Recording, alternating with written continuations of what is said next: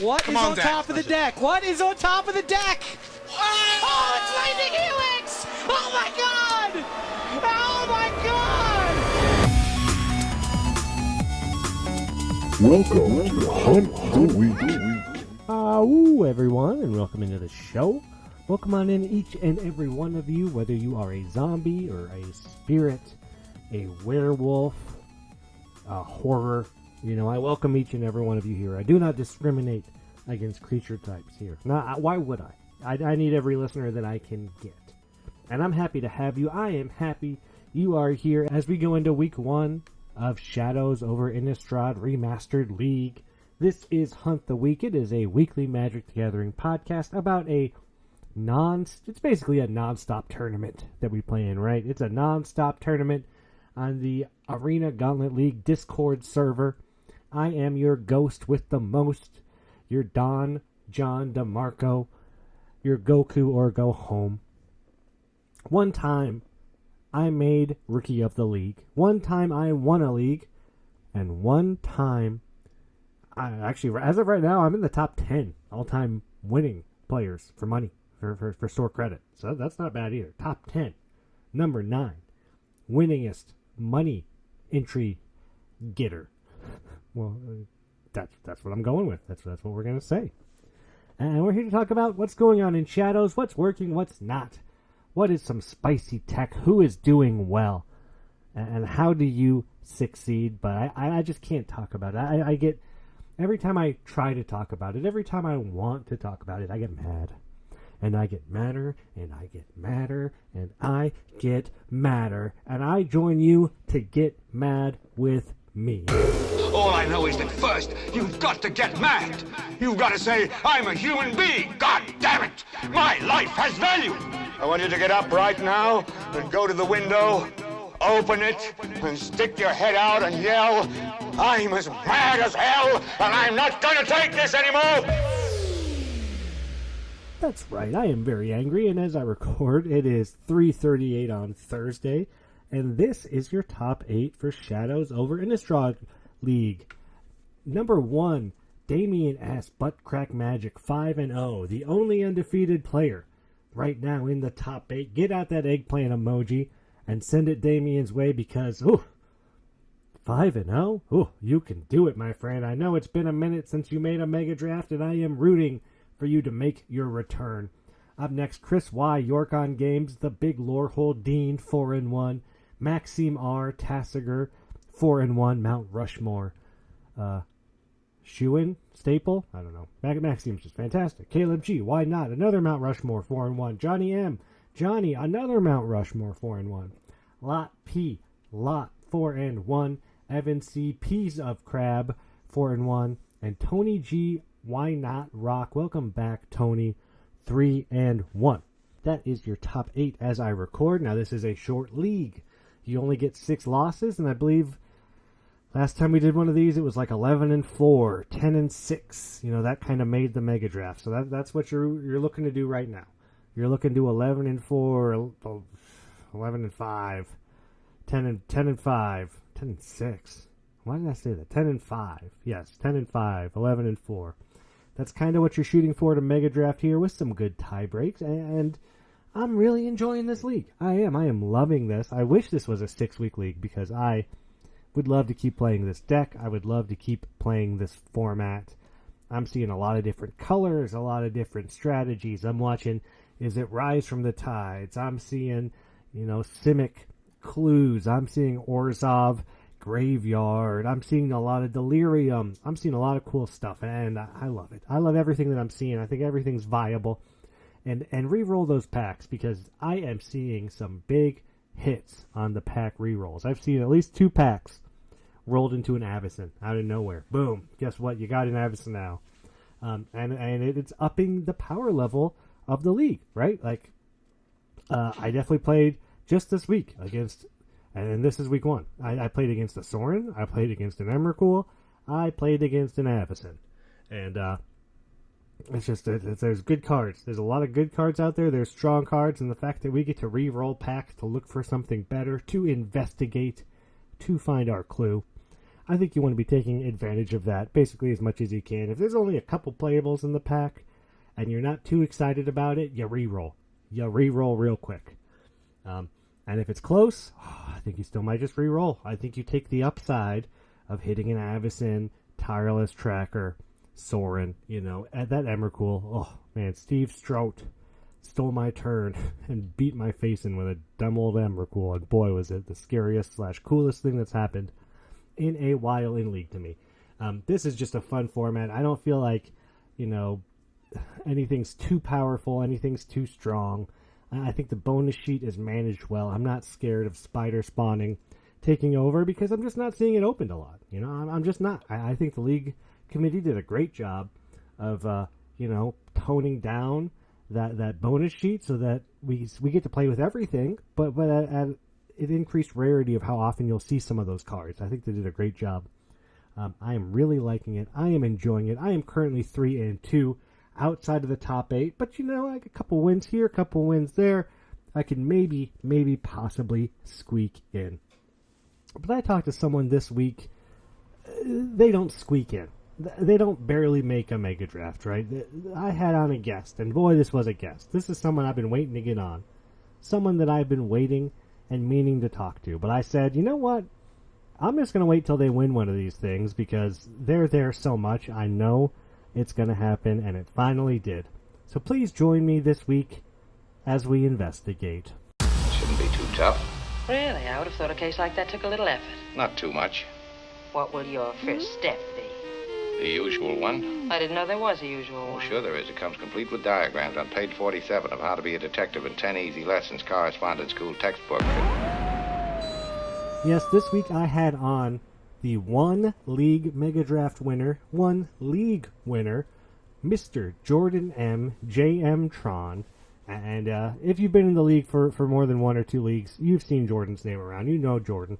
He's got accolades upon accolades. He's fighting for most top 8s at a time right now. Consecutive top 8 record. He's made like 6 out of 7 mega drafts in a row. And the only one he missed was because he got 9th place.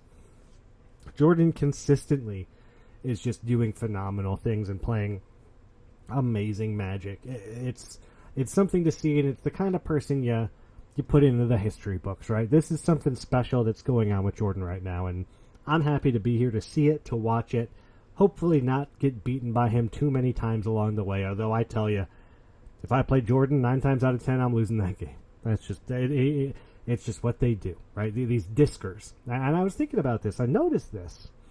We had the team Mega Draft, right? Way back. Set Wars. 4-person teams. That's where these discers came in. You had Mount Rushmore on one side. They ended up winning that Mega Draft, and you had all the discers. Your Daniel G, your J.M. Tron, your Sawyer, and your Jake C, the man Mulcahy. Since that Mega Draft, where the discers did not win, they have won every mega draft after, which is the last 3. Daniel G won 2 in a row, and now Jordan has won 1. So they are back with a vengeance against Mount Rushmore and against the league as they take down everybody in their way. And I had to ask Jordan how he does it. I need to know. What's he doing that I'm not doing? What's he got that I don't got? So let's go ahead and listen to my interview with Jordan now. Everyone, please join me as we investigate this week with none other than Jordan MJM Tron. Thank you for coming on the show, Jordan. Pleasure to be here. Hey, hot off the 1 league win, right? Neo 11111. What a mega draft. And here you are.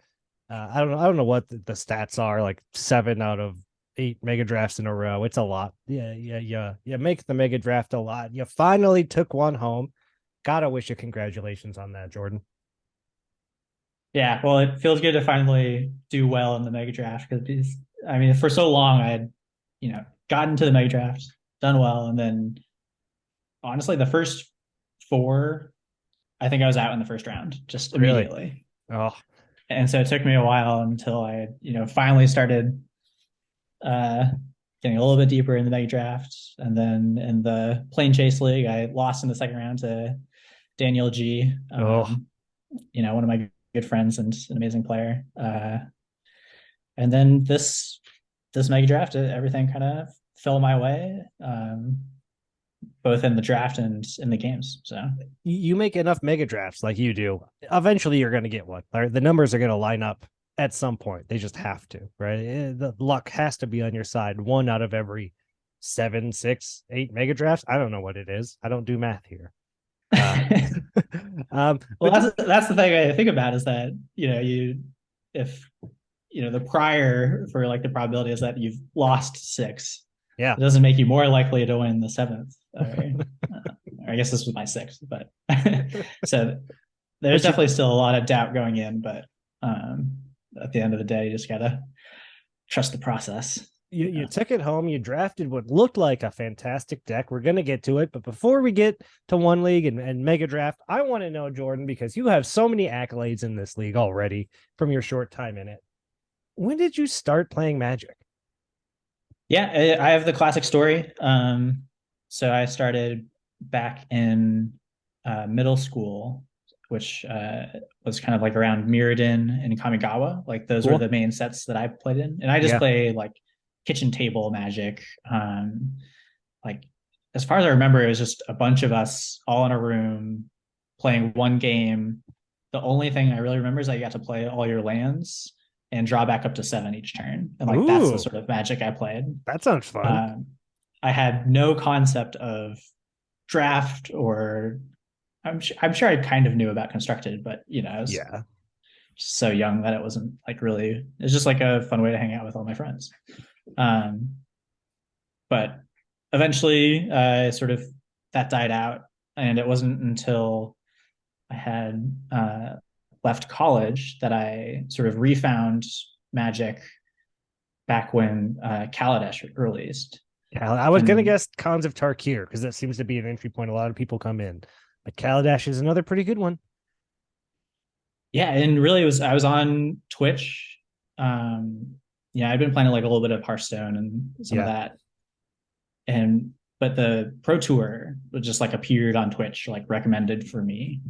And it was, draft.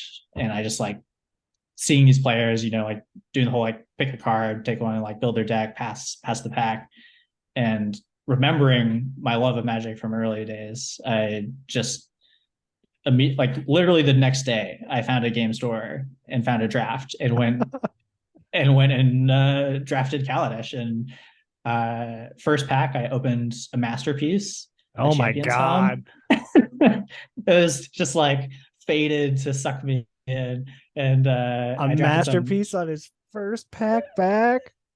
Yeah. Oh my god. It was insane. Packs I opened, and I never opened a Masterpiece. I never opened any of those chase cards. Oh. Yeah, so my first draft, I took basically every rare I saw, ended up in 4 colors, did horribly, but I was hooked. Yeah. Since then, have you been pretty much a limited guy? Is that the format that you like to play, draft and sealed, or do you mix it up with some modern or commander any once in a while?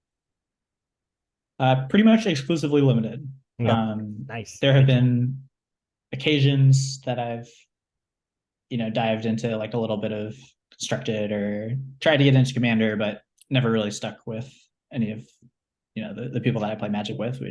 We just want to draft, basically. Yeah, that's where it's at. That's what it's all about, right? That's kind of who the people are in this league. Is there people who play limited Magic and they play it at a high level, and that's what we're here to do. And that's what we did in One League, right? Like that was our last big league. We had One League. How did you feel about the 6-week long one period? I mean, your deck must have been fantastic because you made the mega draft. But what did you think of it? Yeah, basically from the get-go, I had a good amount of success. Like I started off really well. Like I think I went 10-2 or 11-2 or something like that. And so that always makes you feel great about the format. When you're doing well. In terms of the format in general, I think I would say that I enjoyed it more than maybe the normal like draft queues on Arena. Sure. I think that the sealed nature of it made it so that decks, at least early on, weren't like quite as streamlined, so it wasn't quite as fast. And I think the gameplay itself was really tense, right?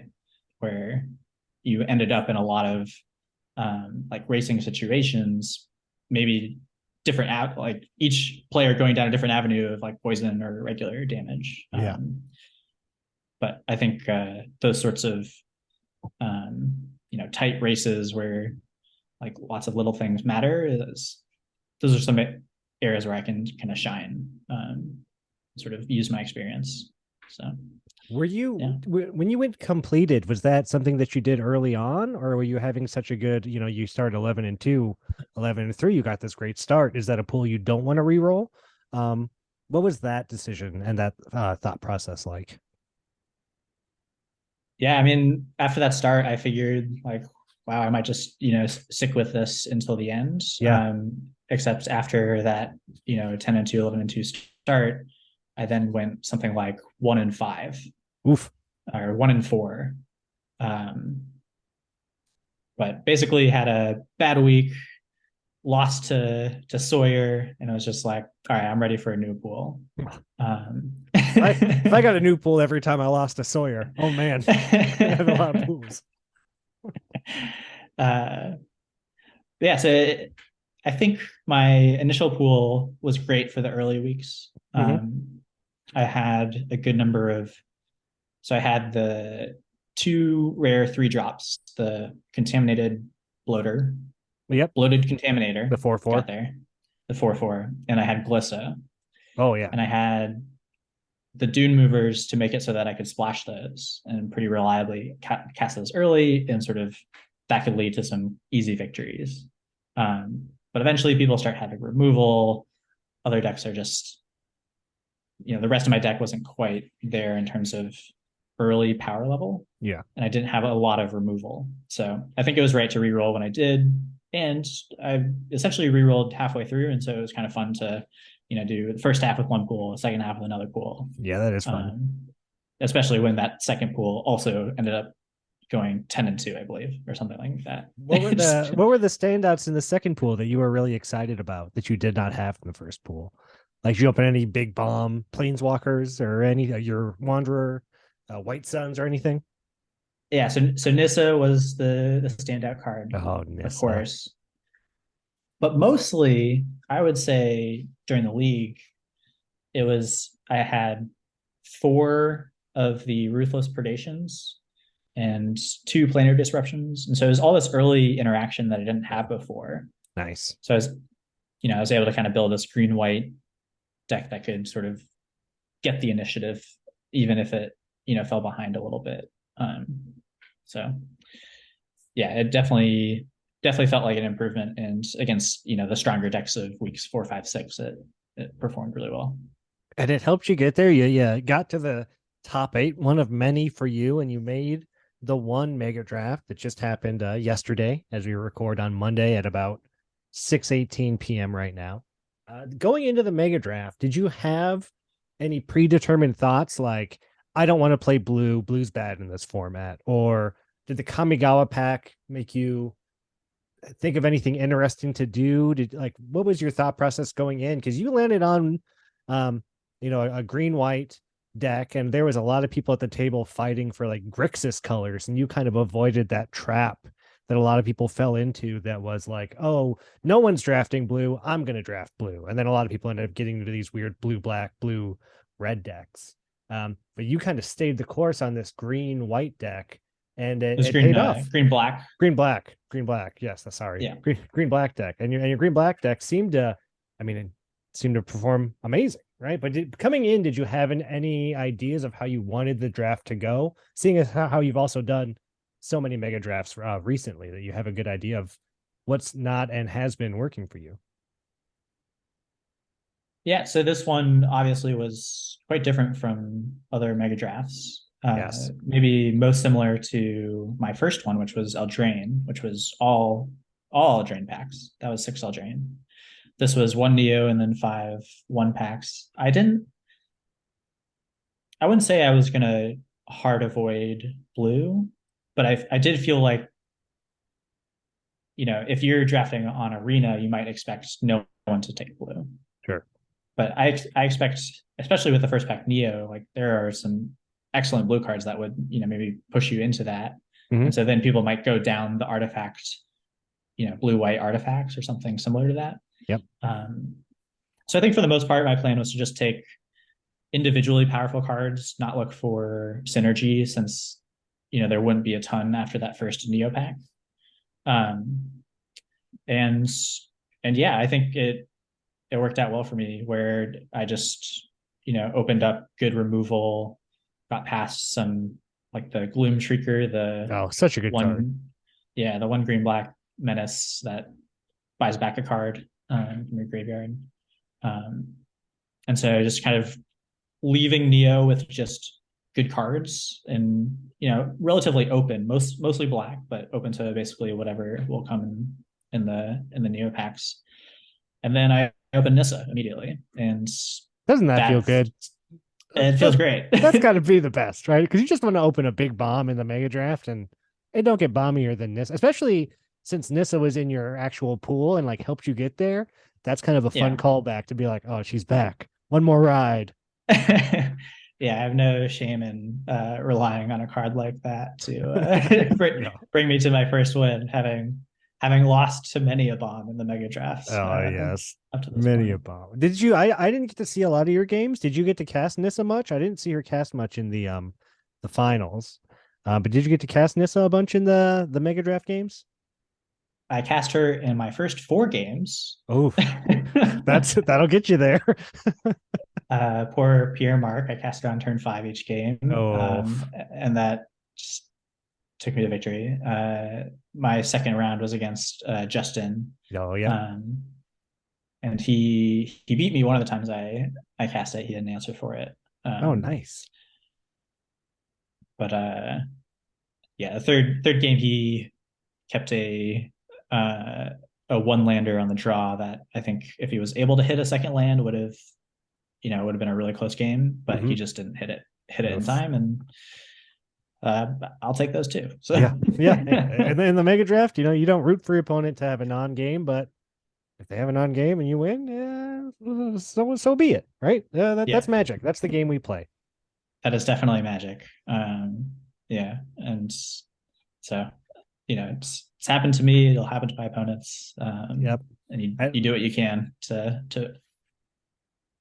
sort of lessen it, but it'll happen. And in the finals, you end up taking down Raphael, who had the crazy 3 Miglas deck.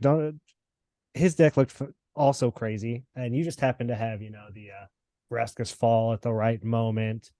Had all the right cards at all the right times to take him down, and you're the one champion. You finally did it, Jordan. Yeah. So I mean, I had jumped into the stream right before the finals and saw that he had a Miglas, and was like, okay, well, this is something I'll have to deal with. And then Sawyer let me know after the match that he had 3. Yeah, and it felt like I just, I basically dodged 5 bullets. There were 6 Miglases in the 2 games, and I only saw one of them, and I could. Yeah, and you had the perfect answer for it at the perfect time, and it's his deck looked great. Your deck performed great. You got down early, you pushed your advantage, you had good removal, you had strong bombs, and you win the Mega Draft champion. We all know Jordan now as one league winner. Get your Player of the Year invite. So I know we're all rooting for you in that one. Any idea on what the emote's going to be yet? Any hot gossip on this emote? It's tough. I feel like I struggle a bit with like sentimentality. So like finding something that like means like an image that would work as an emote that like means something to me would be tough. Maybe there's something Ultimate Frisbee related that I can. The other one I was thinking of is just one of the emotes I like on Arena is the Crying Hedron. Yeah, it's a great one. So I've the utilitarian part of me wants to just like add something that people would maybe use. So maybe it'll be something like that. I'll look forward to that. Jordan's going to be picking his emote, and he might be getting another emote soon with the way this guy plays. I mean, he makes all the Mega Drafts. He gets all the wins. We're all very scared of him. And the league has some questions for you, Jordan, as they always do, and I'm excited to hear your answers to these. Our first question is going to come from Miranda, Black Canary, the Watcher, as I like to call her. Miranda wants to know, what set do you wish you could have thrown into this mega draft? So if you could have replaced any of the 1-packs with any pack, what would your choice have been? Yeah, so I'm going to spoil a later question a bit. Okay. By answering that. I was pretty happy to not replace a 1-pack with anything. Ooh, interesting. If we're talking about like my strengths as a drafter, I would say one of my weaknesses would be in drafting chaos, which a lot of times the mega draft is. Yeah. So I was happy to draft a more streamlined set where I kind of knew the synergies going in and could sort of, draft like I normally do. That being said, I would have also added in a Neo pack because, as I alluded to, I played in the original Kamigawa as a young middle schooler and have a lot of love for that set, for the flavor, for the art, for everything about it. So I think of all the standard sets right now, that is definitely my favorite. And I think it also just combines the best with one. If you're looking at an outside set with all like the vehicles, the artifact synergies, the modified synergies, the sagas and proliferating, like there's just a lot that you can do when you mix Neo with one, which it never should have been done, right? So like, you can have some fun with that. Yeah, I mean, it's just it's a set that like spans like so much of Magic. Having the artifact, the enchantment, their aggressive stuff. There's value stuff. It's there's ninjas. There's all kinds. You got your lands that do stuff. That was a fun one. But Johnny would like to know, what goals do you have set for yourself as a Magic player? Johnny, always going so deep. I love it. I know, putting me on the spot, really. I know, right? Yeah, where do I see myself in 5 years as a Magic player? Yes, exactly. Are you running your own super secret Discord somewhere? Are you just out there tossing frisbees to Sawyer? Maybe you're putting Magic cards on frisbees and throwing them to Sawyer and Jake and Daniel. Yeah, well, I mean, what makes you think I'm not already running a secret Magic? Oh no, that would make sense, wouldn't it? Cody, you got to figure this out. Do some investigating. Yeah, I think I would sort of describe myself as like process oriented, of like trying to make the right decisions and do the right things, and then the results come secondary. They still matter, of course, but so like the goals that I have are trying to just play perfectly, right? Which is impossible, but yeah, that's what I'm striving towards. Yeah, I think in terms of like actual achievements, I don't have like huge desires to be like, I feel like in Magic, like there's you can go try to go like the content creation thing, and like that's not really appealed to me. Or you can really try to go for the like the pro tour and the competitive scene,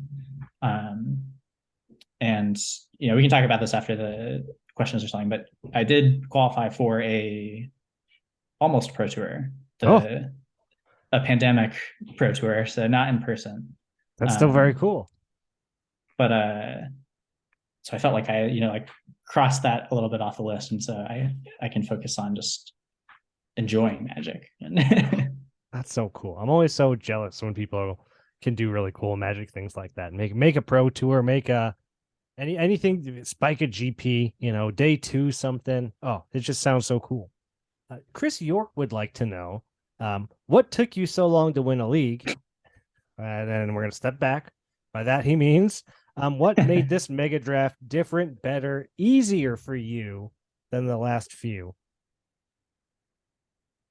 Like I said, I think the one packs, having a much more streamlined draft experience where instead of jumping between all these sets and standard or even further back, like one is very much a self-contained set of poison, oil, Yeah, very straightforward. And so I think it was. I'm glad that Justin was able to like stick with his original deck and like do so well. I thought that was such an amazing part of the league. Yeah, very cool. Because going in, I would have told you that picking anything other than one was like a death sentence. I agree. I would have said the same thing. And it was definitely very neat to have Neo at the start. But I also appreciated having 5 straight 1-packs to sort of, you know, like settle in. And talking about, I was thinking about the fact that I wouldn't have wanted to add a different pack. I also completed Pierre Mark and Ryan in week 6. I was. Oh, so you gave them the forced completion. Yeah, so I was building my preferred draft starting in week 6. Oh, see, Justin took me down, but playing the long game, making sure you get no other mirrors in there, so it's all one. Yes. I like it. Damien would like to know, what other games do the Frisbee buddies play together, and who's the worst at that game? So it's you, it's Sawyer, it's Daniel G, and it's Jake C, the Man Mulcahy, right? You guys have been playing Frisbee together for years, I imagine. Yeah. So and Travis is another one of the Travis Bay Area. And really, it's just Sawyer and myself that have played Frisbee together. Like we've played on the same team for I think since 2017. Oh wow. So for a while. And then he sort of, you know, we found out that we both played Magic and would play it at tournaments and stuff. And then in the last year or so, he kind of introduced me to some of these other guys also in the area who also played or play Frisbee. But with that group, it's mostly been Magic. But I can talk about some of the other games that some of the Sawyer and I and some of our teammates. Yeah, play, I'd love to know. Yeah, I think the one that I'd probably just like to, you know, advertise the most as such a fun, unique experience is this game called Nemesis. It's a semi-cooperative game, basically set in the Alien universe, except this is a board game, right? This is a board game. Yep. It was like a Kickstarter game. Uh-huh. And they don't have any of the rights to Alien or Aliens, so they can't use any of that sort of nomenclature. So they call it Nemesis. But basically, you wake up on a ship and you have to sort of fix the ship or escape on the escape pods, all while sort of giant aliens are, you know, popping out of vents and stuff. And it's quite brutal. I've played this game.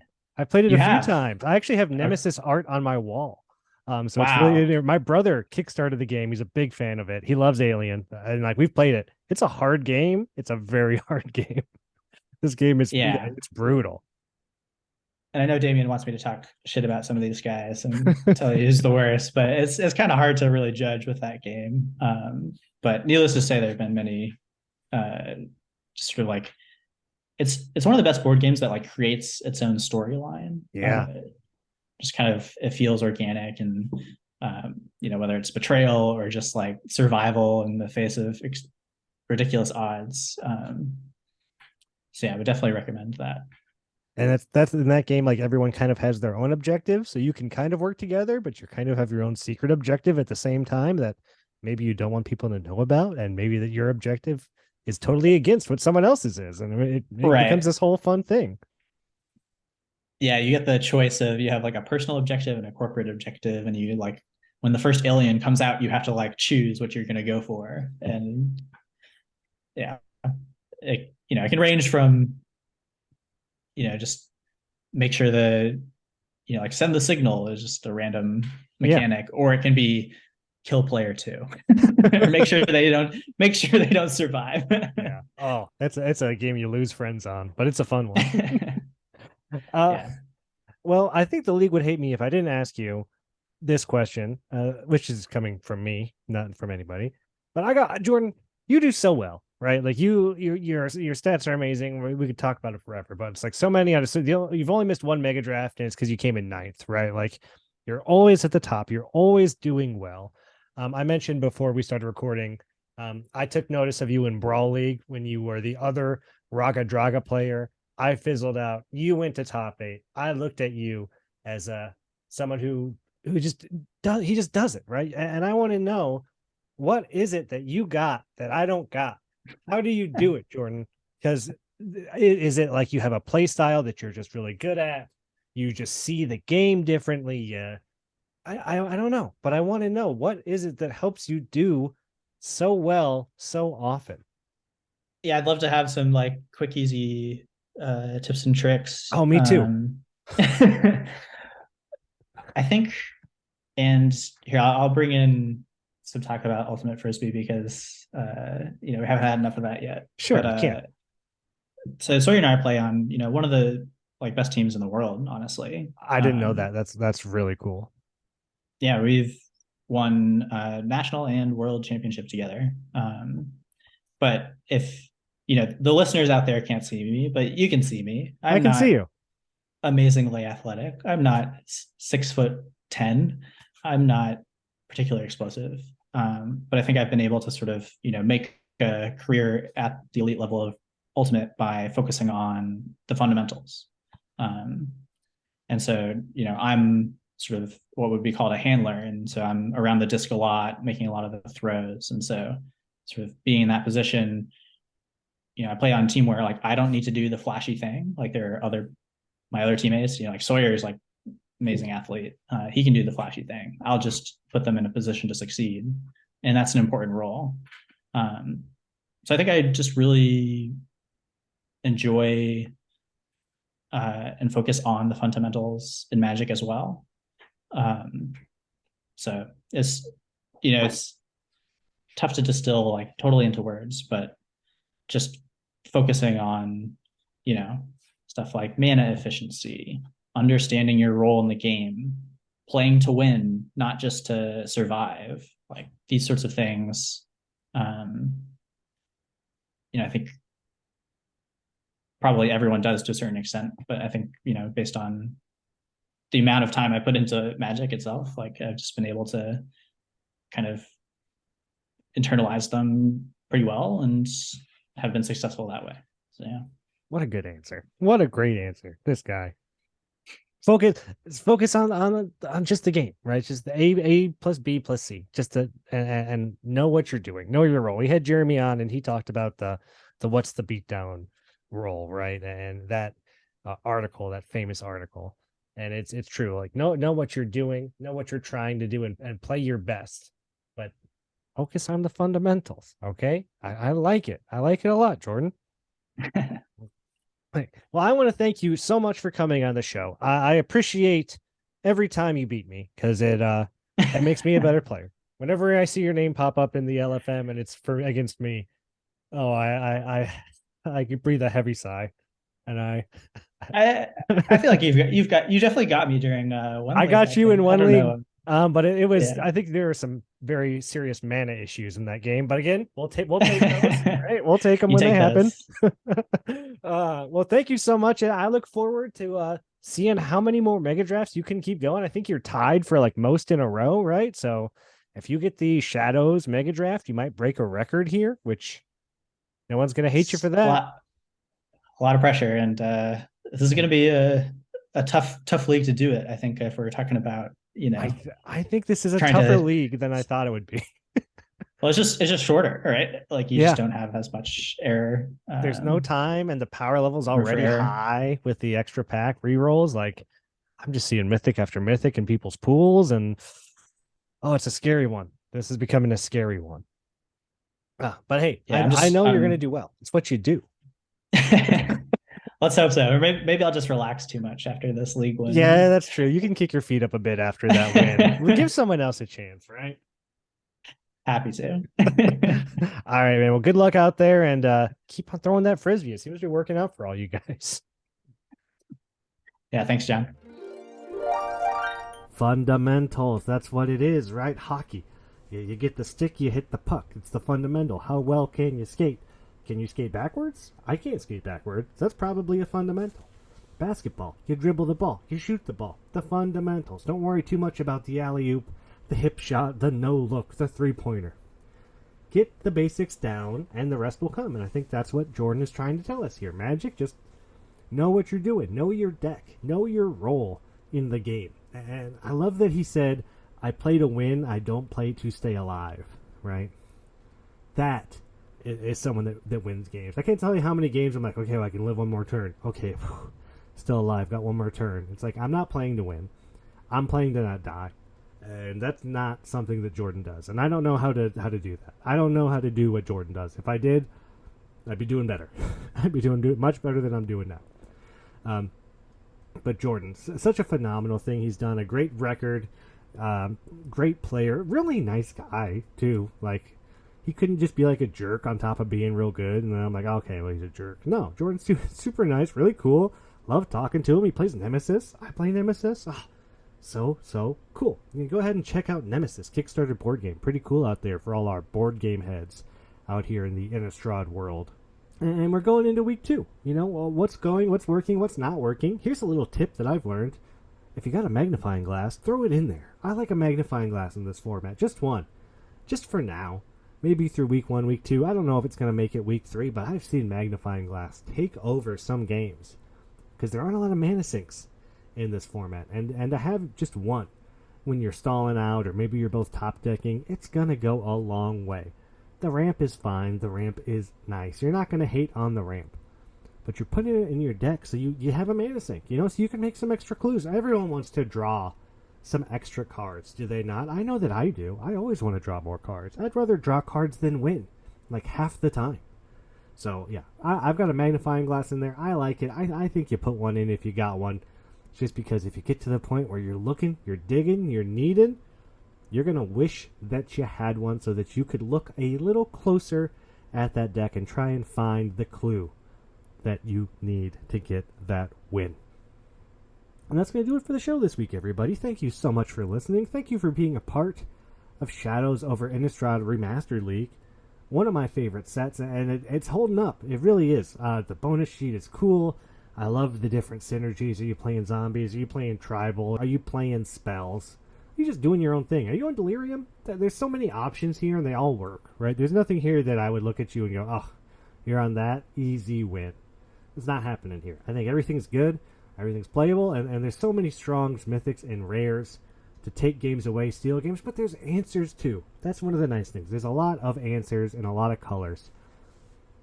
So I wish you luck as we get into week 2. This is a short one. We don't got a lot of time to kind of figure everything out. So week 2, I hope you have a good week, a positive record to maybe make that push as we go in to week 2 and then week 3. And when you get there, when you start your games and you play early and often as you are supposed to, I hope that you get to keep a good 7. I do. You really want to have a good 7. Keeping a good 7 just feels so much better than mulliganing to 6, to 5. I don't even really go to 4. If I go to 4, I might as well just concede. And I hope that the shuffler is in your favor. Because if you're not keeping a good 7, that top of your deck better be good to you. And I hope the shuffler worked this time and they mixed up the cards in the right order the right amount of times. Because sometimes it don't. Sometimes it don't. But sometimes it do. And those are the times that I wish for you, my friend. Alright, everyone. Hope you enjoyed the show, and I will see you here next week for week 2. Shadows over Innistrad Remaster Recap. Bye, everybody.